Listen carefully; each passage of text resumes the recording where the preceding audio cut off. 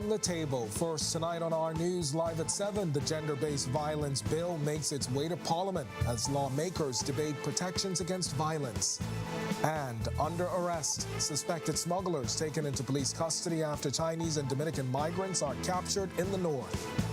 Plus, preparing for the upcoming national budget communication. Our news breaks down exactly what goes into constructing the country's fiscal roadmap. And then in our news at 7:30, as long as it takes.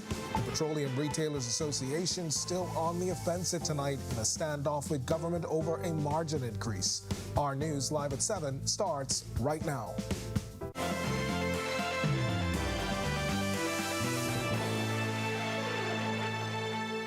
Welcome to our news live at 7. Thanks for joining us tonight. I'm Candino Knowles. The call for a gender-based violence bill answered today as the Davis administration tabled the Protection Against Violence Bill 2023. Jamila Mizik gets us started tonight. Social Services Minister Obi Wilchcombe tabling the Protection Against Violence Bill 2023 in Parliament, noting it was important to ensure the bill does not discriminate against anyone.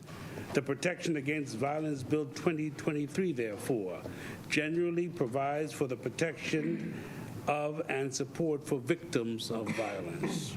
The bill also seeks to provide the framework for the administration of the Act. Specifically, the minister has responsibility for A, develop and implement a national strategic plan, B, strengthen institution capacity in response to violence, 3, establish a foundation to raise funds for the sole use and benefit of the Commission in its functions, and D, implement sensitivity training programs for members of the police force. Under the bill, a Protection of Violence Commission will also be established. The bill also establishes the rights of victims of violence.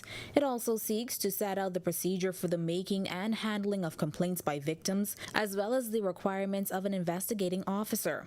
Part 7 of the bill establishes a protocol to be followed when violence results in death, Madam Speaker.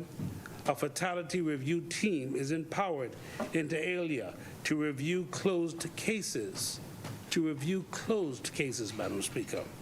The work of the team will enable the Commission to accurately report on the rate of femicide in the Commonwealth of the Bahamas. Wilchcombe says government will seek public feedback ahead of debate on the bill by hosting a series of town hall meetings throughout the islands.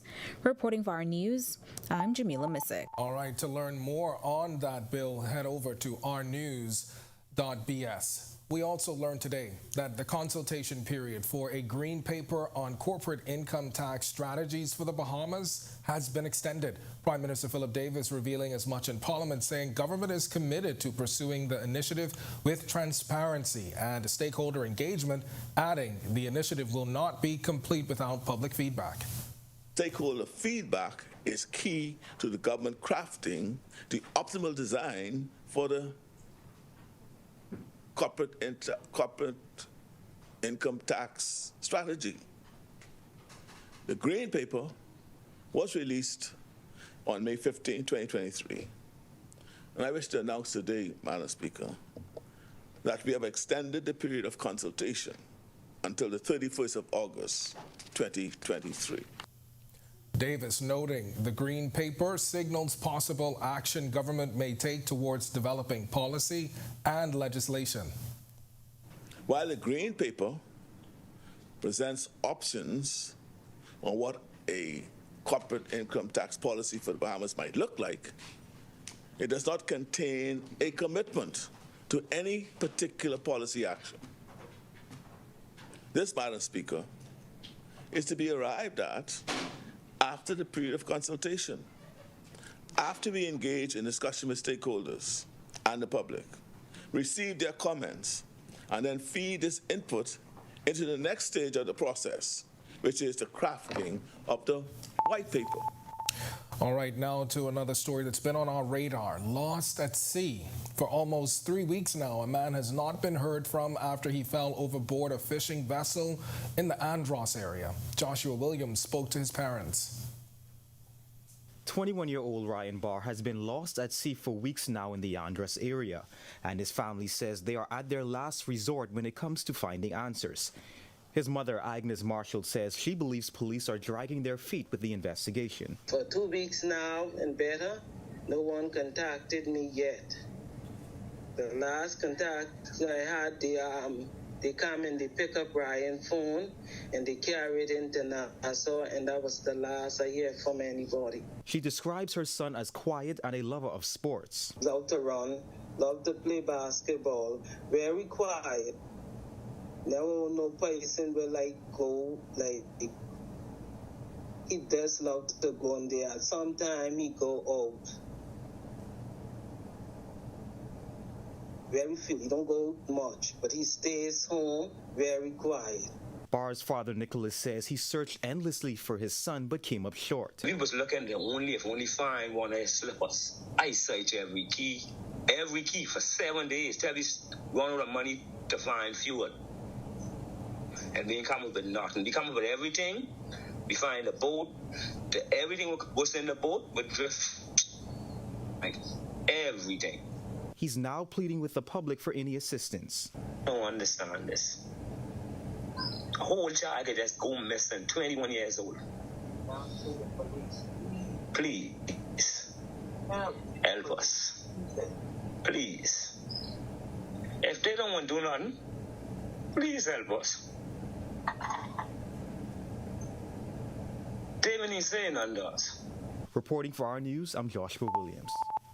And our Joshua Williams has the story of another missing man here in New Providence. His father speaking with us about his son, Kyle Carey. We've got that story coming up in Our News at 7:30. And now to 25 illegal migrants who were apprehended in 2 separate incidents in northern Bahamas. The group included Chinese and Dominican migrants. Police say in the first incident, 14 illegal Chinese nationals, including 12 men and 2 women, along with a Dominican man, were arrested by officers around 9 a.m. on Monday. Officers from the Marine Support, K-9, Mobile Patrol Units, and Immigration Department say they found the migrants near Princess Isles in South Bahamia in Freeport, Grand Bahama. An hour later, on Bimini, Allenstown police say they were conducting marine patrols when they searched an abandoned stone structure on Port Royal Canal in South Bimini and found 10 illegal Chinese nationals hiding.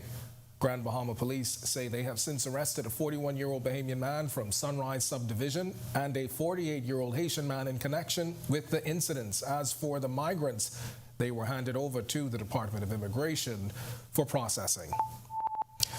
And we've got a whole lot more to get to in a moment, but for now, it's time for your first look at temperatures. Meteorologist Greg Thompson, he is live in the Weather Center. Greg, we're looking at 81 degrees tonight. Yeah, warm and humid outside. We have a lot of clouds out there. I mean, shoot, if you don't have an AC or a fan, my God.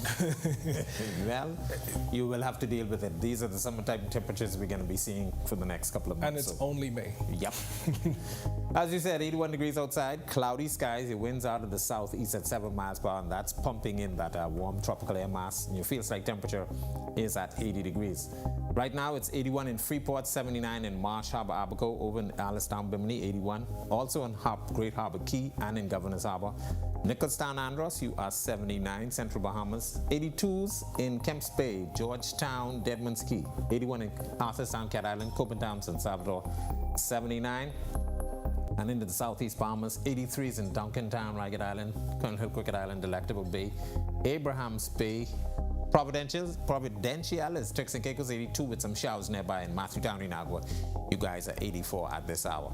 Satellite view, we are in a unsettled weather regime right now. There's a couple of features in place. A frontal boundary that's stalled across central Florida, a low pressure that's developing across that, and we have an upper level trough, and that's pumping a lot of moisture across areas. So we're looking at widespread showers and thunderstorm activity through tonight and into tomorrow, and it looks like this wet regime is going to stay with us possibly into the weekend.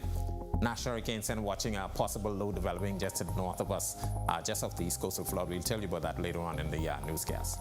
That's your first look at weather. Stick with us. Look at your extended forecast is still to come. On the road to a new fiscal roadmap. Still to come on Our News, a spotlight on the country's fiscal affairs as we are days away from a new budget communication. Plus, Work in Progress is back tonight with the latest on the Andros Road Improvement Project. And then in Our News World News segment, music legend Tina Turner dies at 83. The White House expressing sadness tonight when Our News returns.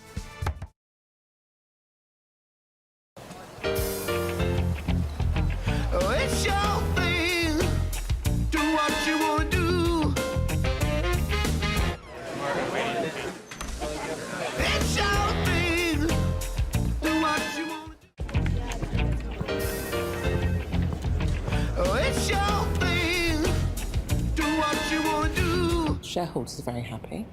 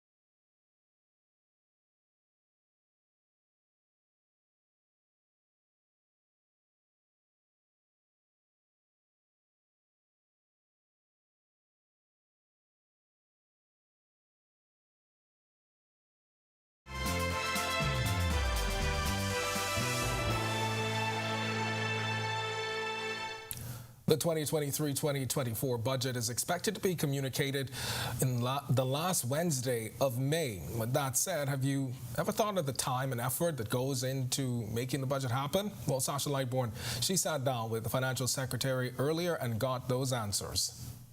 A lot of hours. So typically that last month and a half, so from mid-March, staff will probably be doing 10, 12-hour days, up until middle of June. That was Financial Secretary Simon Wilson's response when I asked him whether the budget was ever not ready during his tenure of working at the Ministry of Finance, noting that hasn't happened. We meet with every department. Every agency that gets funds from the government we meet with. On the revenue side, we meet with our revenue departments, we talk about measures, and we meet with the private sector. Because we don't like to surprise anybody any longer. The days of the Minister of Finance standing up in Parliament and announcing revenue measures and not giving the market advance notice are long gone. Every revenue measure we have discussions with the private sector and say, how does this impact you? We also asked the Financial Secretary about moving towards a digitized budget. Because it impacts his daily life. So, for example, we could have tax increases, or we could have tax adjustments, or we could have capital projects that impact food-track corner. We could have social programs. It impacts the budget, impacts daily life in the Bahamas. Reporting for Our News, I'm Sasha Lightbourne. All right, thanks a lot, Sasha. Well, Andros is not being left out in the extensive roster of ongoing and upcoming projects throughout the Family Islands. The Ministry of Works and Utilities currently has a number of projects underway. Marlena Leonard has more in tonight's Work in Progress segment.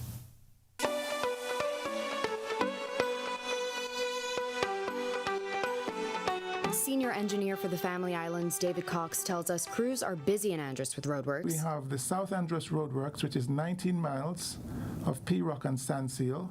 That's to a value of $8.5 million. We have Central Andros, which is 17 miles of roadworks. Mind you, the South Andros Roadworks, I believe it's about 40% completed now.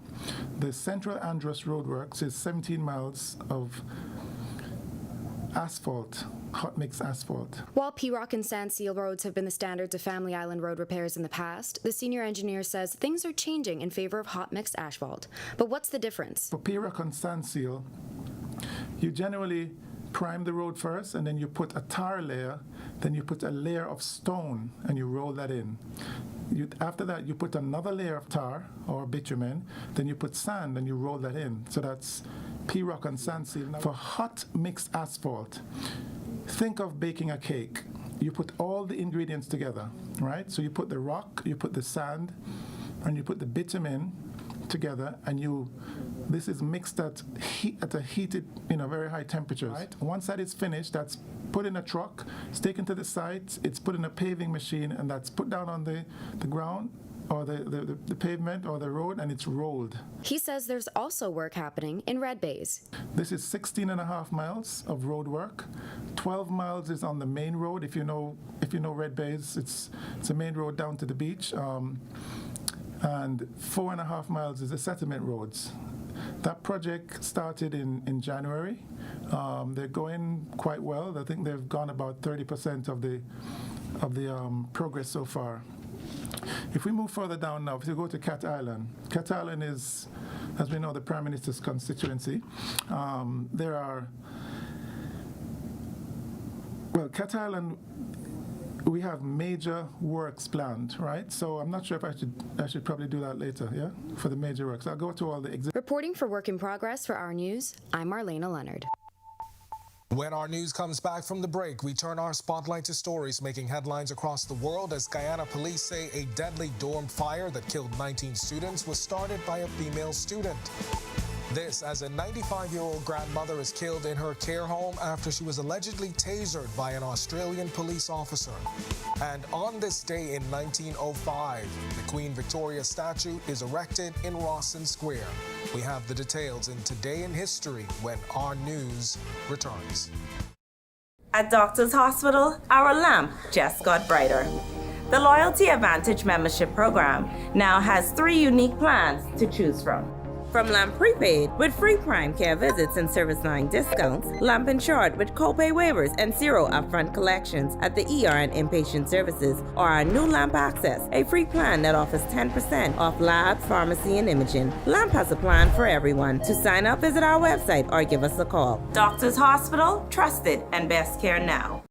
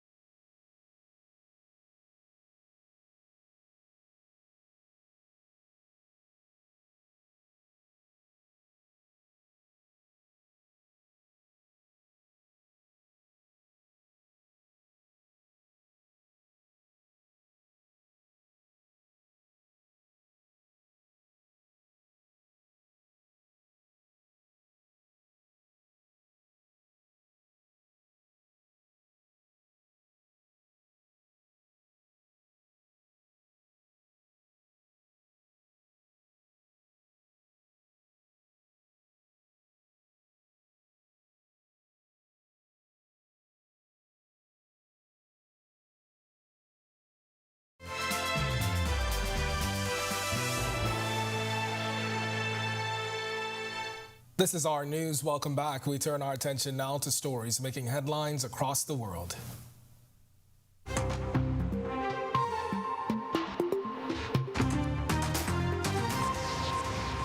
Florida Governor Ron DeSantis announced the launch of his 2024 presidential campaign on Wednesday, pitting the Republican contender against former President Donald Trump in the race for the GOP nomination. DeSantis was set to personally announce his run during a Twitter Spaces conversation with Elon Musk on Wednesday evening, but the site suffered multiple glitches. In a video posted today before the Twitter event started, DeSantis criticized Democratic policy on immigration, crime, and education.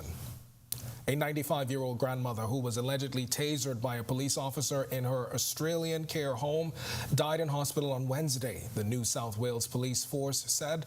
Edward Barron reports. Claire Nowland, seen here skydiving on her 80th birthday, had dementia. She was tasered after staff found her holding a knife outside her room in the centre in Cooma in southeastern Australia on Wednesday last week, police said at the time. The force launched an investigation and on Wednesday said a senior constable would appear in court next week to face charges of recklessly causing grievous bodily harm and assault. It is with great sadness we confirm the passing of 95-year-old Claire Nowland in Cooma tonight, New South Wales Police said in a statement on Twitter. The state's Police Minister Yasmin Catley sent her condolences and said her sympathies were also with the people of Cooma and the residents and carers at the home. Singer Tina Turner, whose soul classics and pop hits like Simply the Best and What's Love Got to Do With It made her a superstar. She has died at the age of 83. Her death was announced on her official Instagram page. Turner had suffered a number of health issues in recent years, including cancer, a stroke, and kidney failure. She rose to fame alongside husband Ike in the 1960s with songs including Proud Mary and River Deep, Mountain High. Dubbed the Queen of Rock and Roll, Tina Turner was famed for her raunchy and energetic stage performances and husky, powerful vocals. White House spokesperson Karine Jean-Pierre calling her death incredibly sad news and a massive loss to the communities who loved her and the music industry. Guyana police say the deadly fire at the dormitory at a secondary school that killed 19 students early Monday was started by a female student. In a statement, police said several of the students were interviewed in the presence of a probation officer and statements were taken. They say the scene is presently secured as investigations continue. So far, they say investigations reveal that a female student is suspected of having set the devastating fire because her cellular phone was taken away by the dorm's mother and a teacher. There were 57 female students in the one flat concrete building measuring about 100 feet by 40 feet with several windows, all grilled. And Delma Thomas, Grenada's MP for St. Andrew Northwest and former member of the opposition New National Party, crossed the floor in the House of Representatives on Tuesday, taking her seat on the government bench. Thomas announced this week she would be aligning with the ruling National Democratic Congress just some weeks after she resigned from the NNP. The politician said she wants to continue to be the representative for her constituency and said there's never been a hidden agenda.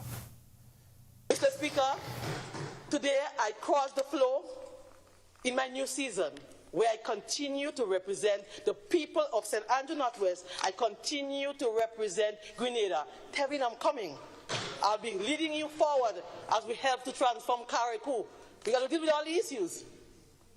All the members, I am coming. And so we will continue moving forward, transformation, moving forward. The Trinidad-based Caribbean Telecommunications Union says at least 9 Caribbean countries have signed the Port of Spain commitment on digital integration. Leaders agreed in a recent meeting to pursue cross-border recognition of digital IDs, addressing issues such as data protection and privacy, and establish a shared repository of digital solutions. They also agreed on the development of a region-wide validation of national forms of identification and credentials based on an interoperable digital identity. And finally, the World Bank says its board of executive directors has approved a $80 million grant for the decentralized, sustainable, and resilient rural water and sanitation project over in Haiti. The Washington-based financial institution said this financing aims to increase access to sustainable potable water and sanitation services for nearly 400,000 people. The World Bank said that rural areas and small towns' access to basic drinking water in Haiti is low and declining. In 2020, the World Bank said 31% of the rural population in Haiti still practice open defecation, which could affect access to safe drinking water. Still to come in our news, today in history, find out interesting facts about the day that was May 24th, including the 2017 opening of Parliament following a landslide election victory for the FNM. And then in our news at 7:30, a jury rules a police-involved shooting a homicide. Plus, a potential transportation nightmare after a viral video highlighting major taxi issues over in Bimini. The story when our news continues. Whether you're back.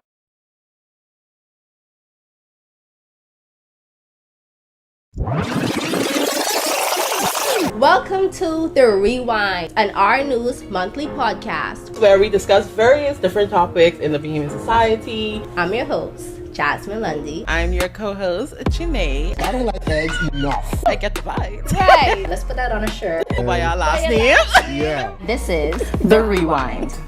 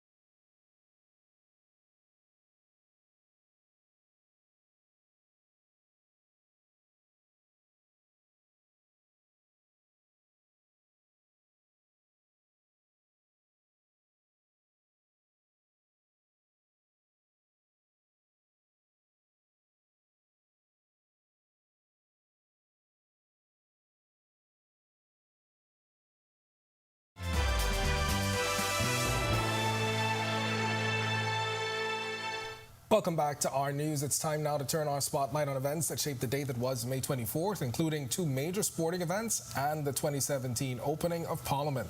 Take a look.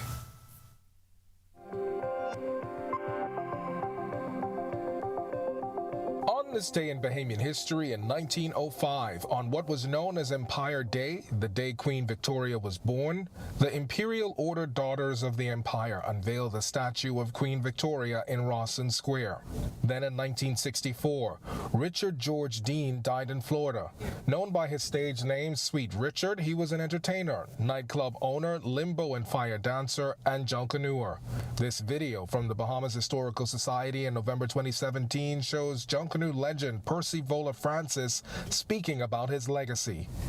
May 24th, 1966, the Bahamian dollar replaced the Bahamian pound as the official currency of the Bahama Islands.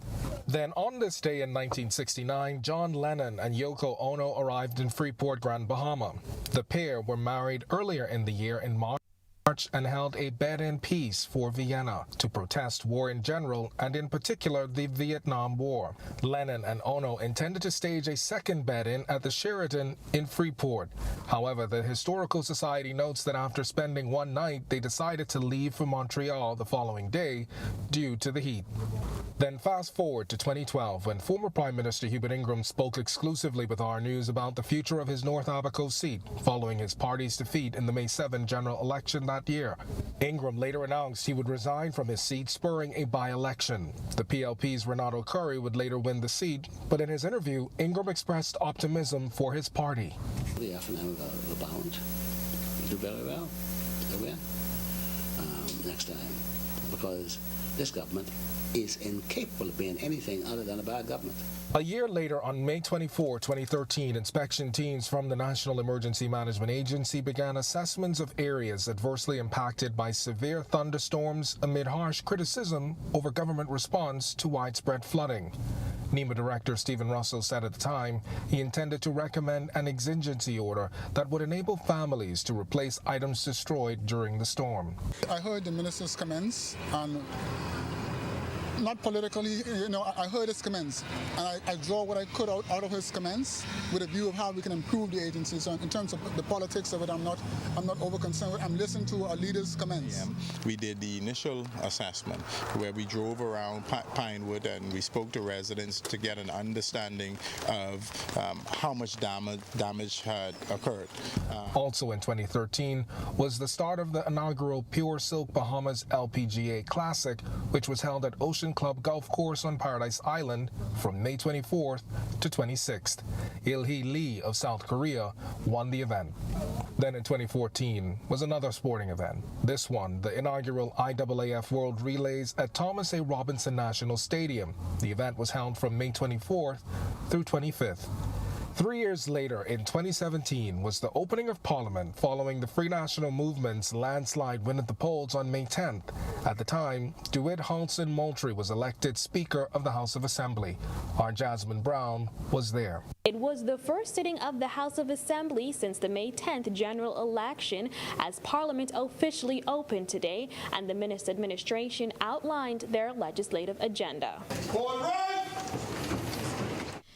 And finally, on this day in 2022, Our News reported on finance officers who were overpaid $4 million after salary adjustments. Minister of State for Public Service Pia Glover-Roll confirmed a financial audit revealed some finance workers adjusted their own salaries in their favor. Normal government procedure in terms of adjusting the pay scales was not observed. This resulted in an overpayment of $4 million plus.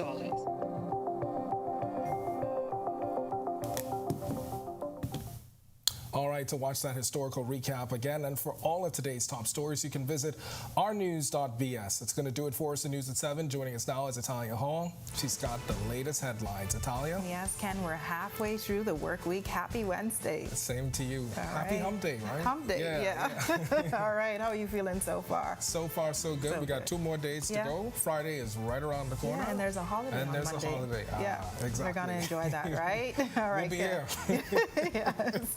Thanks so so much, Ken. Well, petroleum retailers still on the offensive over a margin increase and taxi woes over in Bimini. Here are your latest headlines. Looking for a resolution. First tonight on Our News Live at 7:30. The issue between petroleum retailers and government over an increase in margins continues. The association president is speaking out. And an apparent taxi issue on the island of Bimini brought to the forefront as a video goes viral on social media. The president of the taxi cab union is on the defense. Plus, the green paper proposal on corporate income tax. The attorney general sharing more details tonight on the options that may become available for business owners. And a former member of parliament is weighing in on the current state of the city of Freeport and says the Port Authority is not the only one to blame. I think successive government have also assisted in helping to stifle the growth and development of Grand Bahama. Our News Live at 7:30 is back in a moment.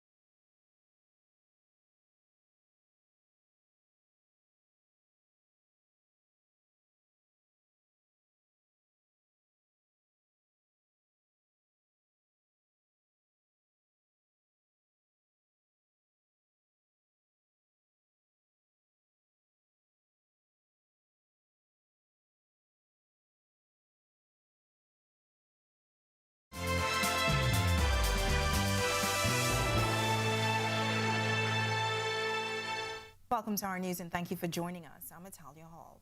We are following a developing story tonight after a jury rules a recent police-involved shooting a homicide. The coroner's inquest into the death of 31-year-old Azario Major may be over. We'll tell you the next steps in a moment, but we begin with another story we've been following this week. As the petroleum retailers are looking to continue their action at the pumps in hopes of getting a margin increase. But if government does not budge, Bertie McDermott reports they intend to keep it going for as long as it takes. 3 days after some gas stations halted the sale of diesel, Bahamas Petroleum Retailers Association President Raymond Jones says the association will continue until they get a resolution to their issues. Diesel is cost prohibitive for us to sell, so that'll continue. What's after this? What's next? Are you doing something else besides diesel and gas tax? No, we're going to have a fund day. Jones did not explain what that fund day will look like. Jones recently said operators are underwater and not making a reasonable profit.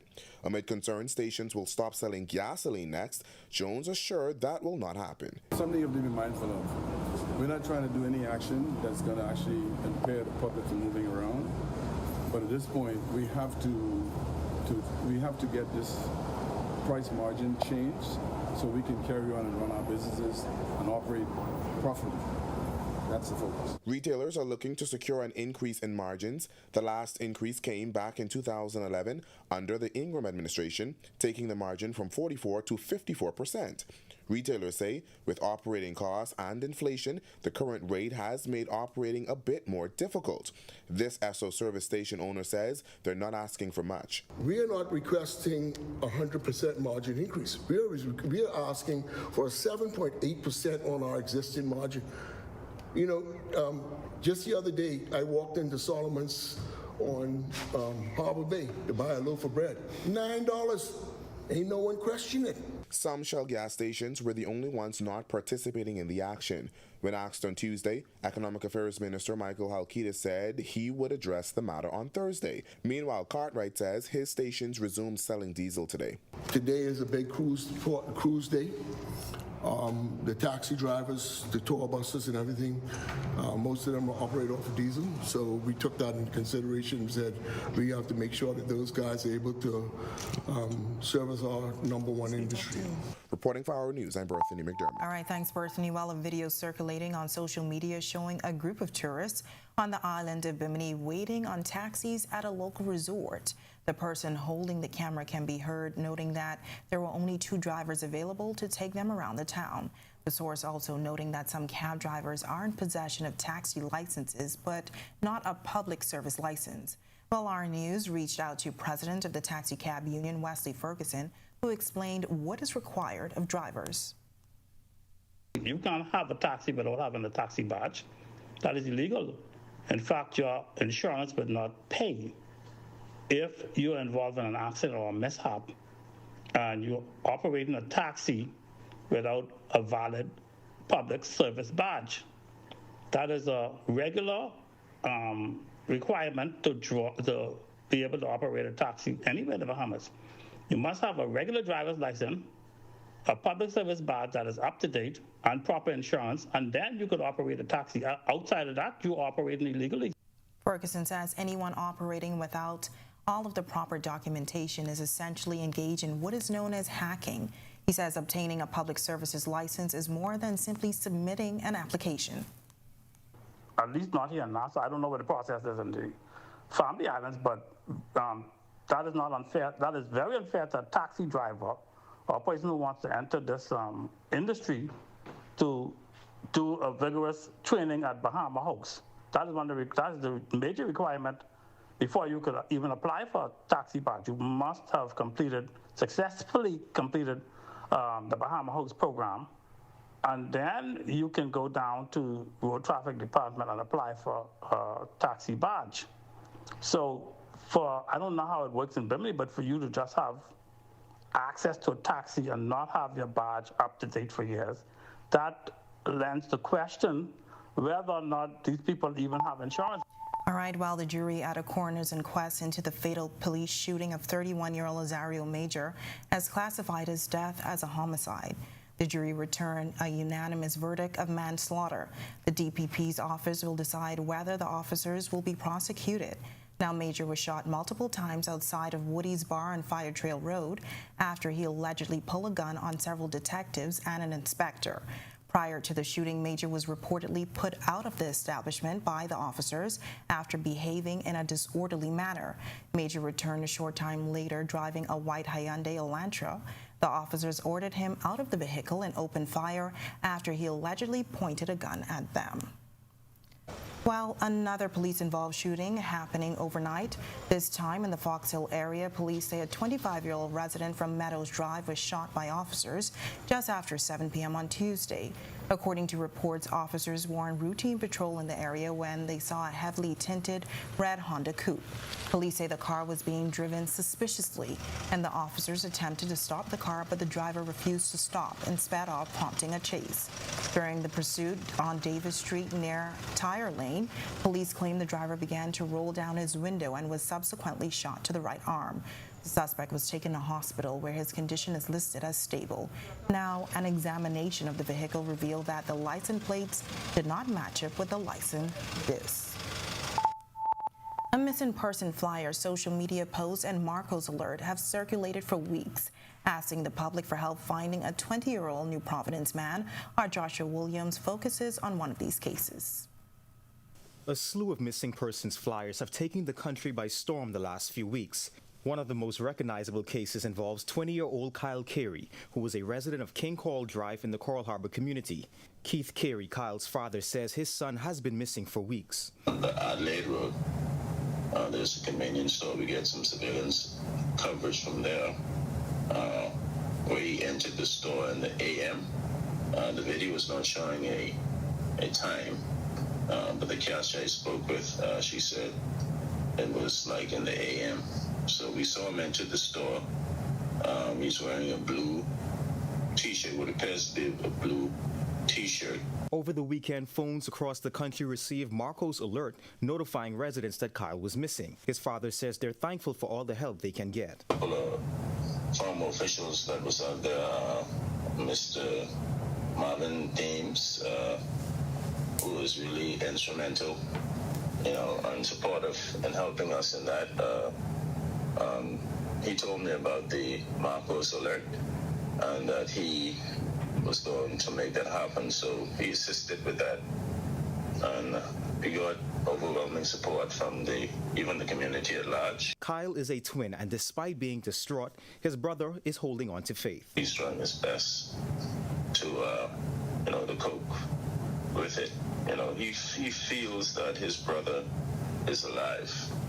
That's the way he feels. A lot of people feel that way, and we're just hoping and trusting in God that he's alive and safe somewhere. If you're out there, for any reason, and you can hear us, or you can read this article when it goes in the papers, we're waiting for you to come home. We love you. We hope that you're safe. Reporting for Our News, I'm Joshua Williams. All right, thanks, Josh. Well, light showers earlier this morning in the capital, but the day turned out to be pretty beautiful. Meteorologist Greg Thompson is in the Weather Center with a first look at weather. Greg? Yeah, light showers, and we did have some thunder, and we're going to see that repeat once again tomorrow as we are stuck in a little bit of a wet regime. So 80 degrees outside our studios right now under cloudy skies. Your winds out of the east-southeast at 7 miles per hour, and your field slight temperature is at 80 degrees. Satellite view, a lot of moisture pumped across the northwest Bahamas, courtesy of a frontal boundary that's stationary across central Florida and a developing low-pressure system. As I said, this trend will continue through tonight and into tomorrow as this moisture remains in place, so we're looking for more showers and thunderstorms in the forecast. That's a quick check on conditions around the island. Stick with us. A look at your extended forecast. Still to come on Our News, find out how corporate income tax could end licenses for some business owners. The Attorney General is providing more details on the Green Paper proposal. And Grand Bahama lackluster. Those comments from a former MP and an Our News exclusive. Why he says the Port Authority is not the only one to blame for the city of Freeport's decline. This has thousands of dollars in roadworks on the way for Grand Bahama as the Port Authority signs a 3-way contract. The details when Our News returns.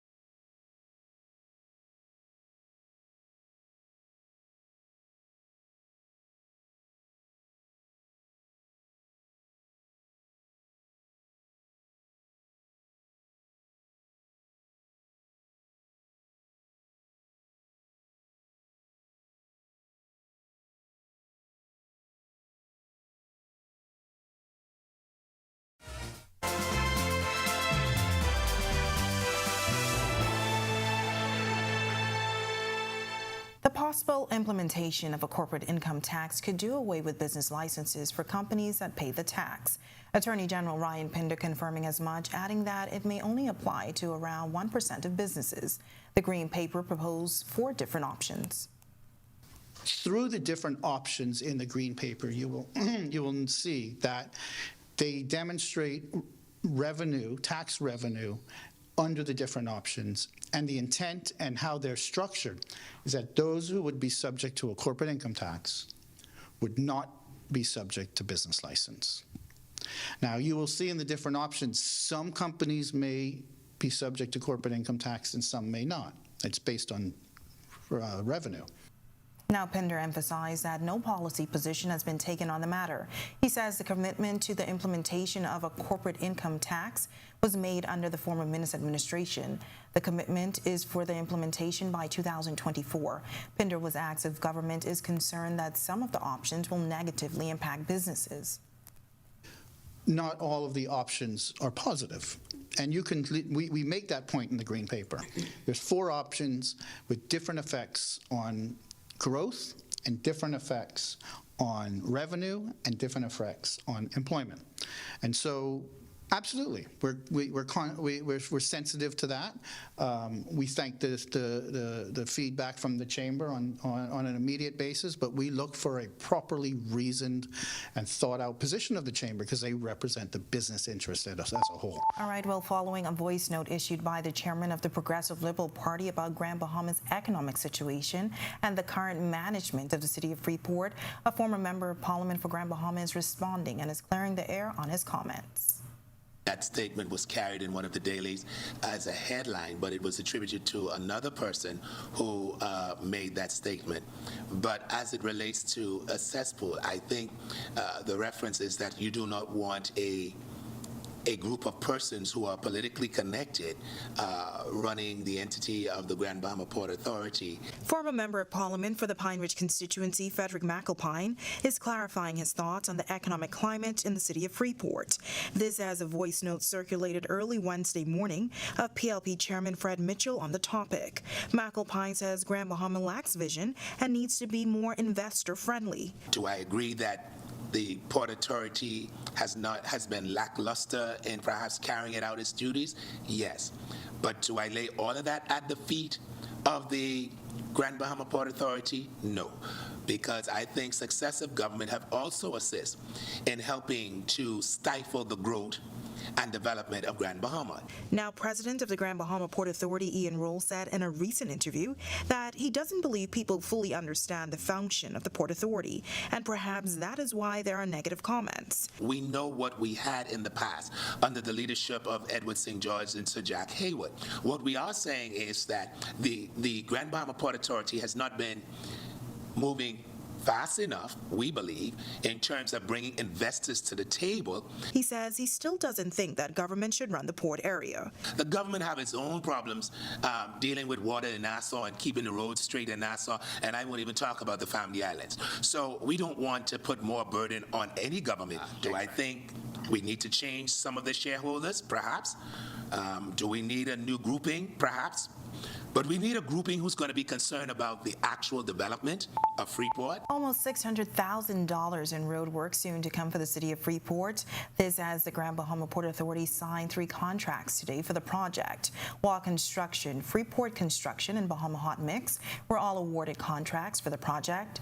Deputy Director and City Manager of the Grand Bahama Port Authority, Troy McIntosh, says the resurfacing and repairing will begin on June 5th, adding that he wants road users to be vigilant in these areas where work will be carried out. Pearl Way, which is in Seahorse Village, King Neptune, also in Seahorse Village, Paradise Lane, as well in Seahorse Village, Lawrence Close in East Section, Grenville Avenue, it's a drivable surface off of Grenville, the intersection of Queens Highway and East Mall, Ranfilly Circus on the eastern portion of the roundabout, I think Ranfilly Circus and East Mall, on the approach to R&D roundabout, as well as a portion leading out of that roundabout as well, Bahama Reef Boulevard. When our news comes back from the break, eating high on the hog. An annual festival is back, and organizers say all funds will go towards the development of a new welcome center at a national park in Exuma. The National High School Soccer Championships are fully on, and the Bahamas Beach volleyball team wraps up play in Cayman. Stay right there. Our Sports is up next.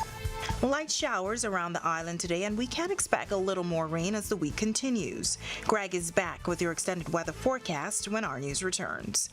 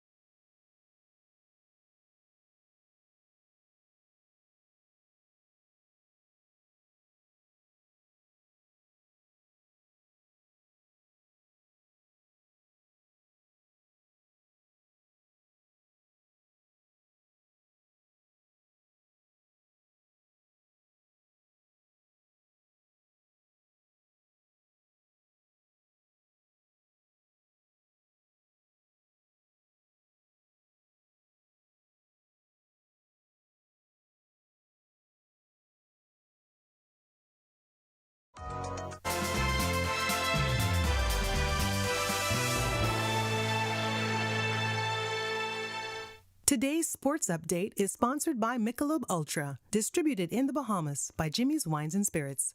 This is our news. Welcome back. Another day of the high school national championships in the books. And we catch up with the national beach volleyball team. Here's Tej Adderley with a check on sports. Tej? Thanks, Italia. The Samuel P. Haven National Soccer Championships continued yesterday. We have the results. Day 3 of the Samuel P. Haven High School National Soccer Championships wrapped up yesterday at the Roscoe A. Davies Field. It was the senior girls who took to the field with Lyford Key International School beating Anatole Rogers High 5-0. C.R. Walker beat St. Augustine's College 3-0, and Queens College squeaked by R.M. Bailey 1-0. The girls and boys finals and semifinals are set for this weekend. We'll be sure to have the results for you. Now that's your last chance to catch some of the best soccer teams in the country, so be sure to get out to RALD and check that out if you have the chance. Moving on to international volleyball. The National Beach Volleyball team continued on the Nausicaa Tour. Their latest stop was in Cayman. The Bahamas National Beach Volleyball team, consisting of John Isaacs and Eugene Stewart, recently competed on the latest stop in the Nausicaa Tour in sunny Cayman. The Bahamian squad competed in the pool with the USA, Bermuda, the U.S. Virgin Islands, and El Salvador, finishing 17th place overall in the tournament. Although the team feels like they competed well, look for them to improve on their standings in upcoming competitions. We look forward to seeing what they do on their next stop on the tour. That's all for sports today. I'm Tej Adderley.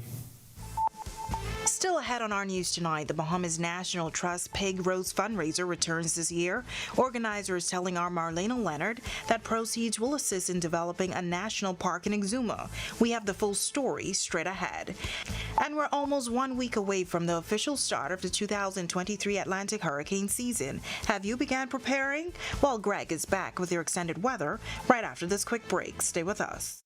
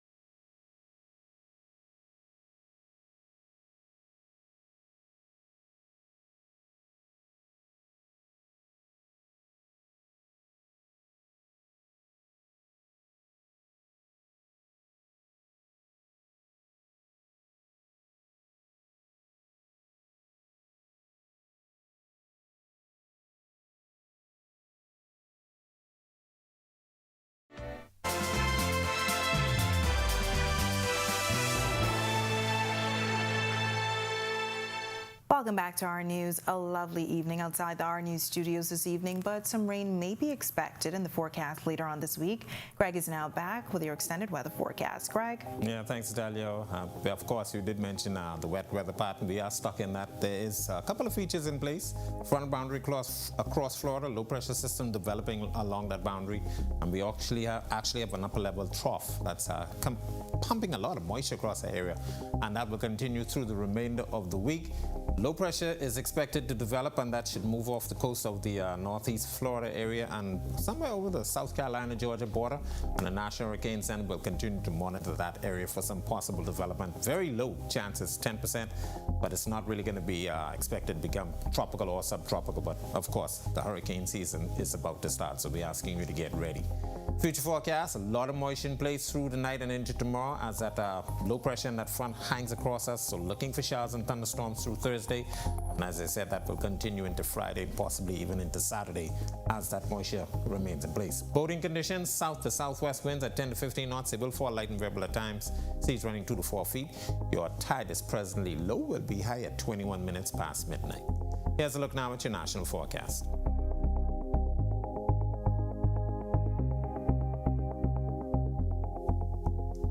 Your extended forecast, the wet weather pattern will continue through Thursday and Friday. We get a break through Saturday and Sunday, and then we get some more showers in the forecast early next week, but very warm temperatures expected, so summer's here. All right, thanks so much, Greg. Well, the Bahamas National Trust renowned Cuban pig roast fundraiser is back next month, and this time they're looking to build a new welcome center for one of their Exuma parks. Our Marlena Leonard has the story. The pig roast is one of our flagship fundraising events aimed to raise funds to support BNT priority projects and initiatives. The event was created by the late Manuel Cutias, who is a former Bacardi Limited chairman and a longtime BNT major supporter, so hence the Cuban-style cuisine and theme. The Bahamas National Trust's Executive Director, Lakeisha Anderson-Roll, tells us previous funds raised by the pig roast have gone toward park infrastructure, research, and educational programs. But this year has a new target, fundraising for the development of a new welcome center for Mariah Harbor Key National Park on mainland Exuma. Mariah Harbor Key National Park was created in 2002 and expanded in 2015 to protect a lot of natural areas, a very important habitat for a lot of the threatened marine species and terrestrial habitats. The park creates a unique experience for the local residents there. We're working on the Welcome Center that would support more community-based conservation initiatives. And the executive director tells us they're well on the way to their goal thanks to a list of longtime supportive sponsors. We're excited about the event. Right now, the capital works project for Mariah Harbor Key is around $1 million for the Welcome Center. We have already secured about half of that. And so we're focusing this event at the annual pig roast fundraiser to get at least as close as possible to our fundraising goal. And this year's Cuban pig roast at the Palms promises the same fun and more that the event is known for. You can expect a fun-filled evening with delightful cuisine, buffet-style dining, premium cocktails, live entertainment, so expect a lot of dancing, as well as opportunities for some great raffle prizes. Tickets are $250. Sponsor rates are available for tickets in bulk, and you can find more information and purchase tickets at bnt.bs/pigroast2023. Reporting for Our News, I'm Marlena Leonard. All right, such a great effort. Thanks, Marlena. And with that, we thank you for joining us for Our News tonight. On behalf of the entire team, I'm Natalia Hall. We'll see you tomorrow night. Have a great evening.